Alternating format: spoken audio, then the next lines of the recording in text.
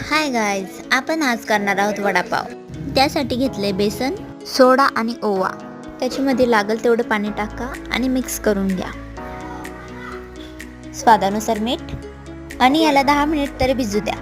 पाववड्याची चटणी बनवण्यासाठी घेतले आपण उकडेल बटाटा, ला मॅश करून घ्या. मसाल्यामध्ये घेतले सोप, जिरा आणि धना पावडर. तव्यात टाकली अद्रक लसणाची पेस्ट आणि जो घेतलेला तो मसाला, लाल मिरची पावडर आणि स्वादानुसार मीठ. तर त्याच्यामध्ये टाकूया बटाटे, त्याला छान मिक्स करून घ्या. आता घेऊया पाव, मला थोडंसं कापून त्याच्यामध्ये चटणी भरूया. बघा, असेच मी सर्व पावांमध्ये भरले आहे. बघा, तसं जे भिजवलेलं बेसन होतं बेसनामध्ये पाववडा टाकून मस्त ते तळून घेऊया. खूप छान झाले पाववडे.